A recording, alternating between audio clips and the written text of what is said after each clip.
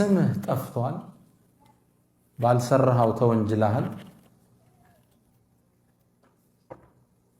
ይሄ በህይወታችሁ ላይ ገጥሟችሁ ሊሆን ይችላል ያልወሰድከውን ንብረት እንደወሰድክ ተደርገህ ታምጣሃል አሊያም አልፈው አክራሪ አሸባሪ ብለውሃል ወይም ወደዚህኛው ገልብጠው ካድሬ ብለው አምተውሃል ወይስ በዝሙት ጠርጥረው ያቃሉ አብሽር ከዚህ ጭንቀት በኋላ እውነታው ይገለጣል ታሪክን እናንሳ እናታችን አይሻ ረዲየላሁ ተዓላ ዐንሃ ዓፊፈቱ ጣሂራ በጣም ጥቡቅ ነች የነብዩ ሰለላሁ ዐለይሂ ወሰለም ሚስት አላህ ነው ለነብዩ ሰለላሁ ዐለይሂ ወሰለም በወህይ እንዲያገቧት ያዘዛቸው እንደምታውቁት ታሪኩ ላይ ለወደፊት በስፋት እንመለስበታለን ሐዲሱል ኢፍክ የቅጥፈቱ ዜና ላይ እናታችን አይሻን ዚና ሰራች ተብሎ መናፍቃን አገሩን ናኙበት ከዛው አያይዘው አይሻ ስትታማ ባለቤቷን ነብዩ መሐመድ ሰለላሁ ዐለይሂ ወሰለም ይዘውት የመጡትን መልእክት ለማዛባት ስለተመቻቸው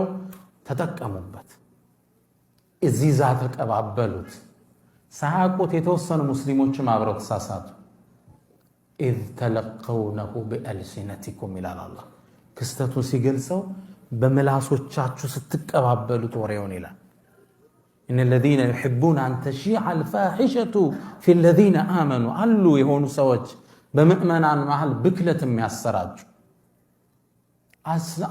አስፋፉት ወሬውን ጫፍ እስከ ጫፍ አደረሱት አላህ እነሱንም ሊያስተምር ነብዩንም ሰለላሁ ዐለይሂ ወሰለም ሊፈትን ሙእሚኑንም ሊያስተምር ፈልገው ወይ ለአንድ ወር ሙሉ ወህይ ያቋርጣል ሙስሊሙ የትግባ እውነታውን አላህ ወህይ ያውርዱ አልዳኛው ረሱል ሰለላሁ ዐለይሂ ወሰለም ተጨነቁ የሚወዷት ሚስት በዝሙት ስትታማ ኹጥባ ላይ የወጡ አንዳንድ አዩሃ الناس በቤተሰቦች ላይ ለምንድነው አዛ የምታደርጉኝ ይሉ ነበር ወር ሙሉ ወሬው ተሰራጨ ወህይ ያልወረደ ሰው ተጨነቀ ረሱልም ሰለላሁ ዐለይሂ ወሰለም ተጨነቁ አንድ አውሮፓዊ ጻፍ ምን ይላል እኔ የነብዩን ነብይነት ስጠራጠር ይላል ሙስሊም አይደለም ኦሪየንታሊስት ይባላል ስጠራጠር ነብይ መሆናቸው የሚያረጋግጥልኝ ይሄ ታሪክ ነው ይላል ቁርአን ከርሳቸው ቢሆን ኖሮ ወር አይጨነቁም ነበር ምዝዝ አድርገው አይሻ ንጹህ ናት ይሉ ነበር ወር ነው የተጨነቁት ረሱል ሰለላሁ ዐለይሂ ወሰለም በጣም መዲና ታወከች እና አቡበክር ተረበሹ ልጁ ናት ለአቡበክር ረዲየላሁ ዐንሁ ከወር በኋላ ግን አላህ ይስርን አመጣ ወሬው ማን እንዳናፈሰው አላህ ተናገረ والذي تولى كبره له عذاب عظيم يا بتلي የመነገሩ ሹፌር ለነበረው ከባድ ቅጣትን አላህ ወሰነ على كل حال ስሟ ከጠፋ በኋላ አላህ በነብዩ ሐዲስ እንኳን አይደለም ዛሬ ህልም አይቻለው ወይ ጅብሪል ነግሮኛል ብለው አይደለም የተናገሩት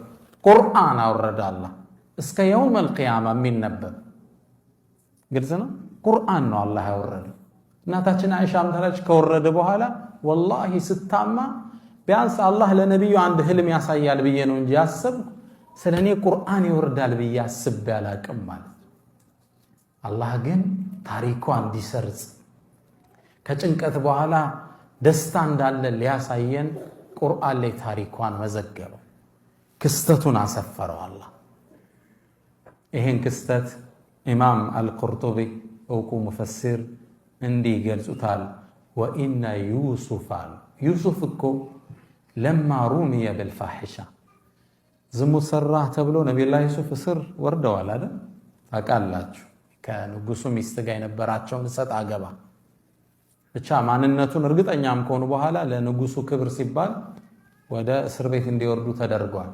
ወኢነ ዩሱፍ እኮ ለማ ሩሚየ بالفاحشه በመጽፎ በጸያፍ ስራ እንደሰራ ሲታማ በራአሁ الله على لسان صبي ነብዩላህ ዩሱፍ የሚኒስትሩ ሚስት ዚና ሊሰራይ ነው ስትል መረጃህ ምንድነው አምጣሉት ሲሉት ይሄ ህፃን ብሎ ህፃኑን ጠራውና ህፃኑ ተናገረ አላህ በምን ነው ነፃ ያወጣቸው በአንድ በማይናገር ጥጦ በሚጠባ ህፃን ልጅ ነበር አሉ ወኢነ መርየም የነቢዩላህ ዒሳ እናት መርየም ለማ ሩምየት ብልፋሒሻ ዝሙት ሰራሽ ተብላ ስትታማ በረአሃ አላህ ዓላ ሊሳን ኢብኒሃ ነቢይ በሆነው ነቢዩላህ ዒሳ ነው ነፃ ያወጣል።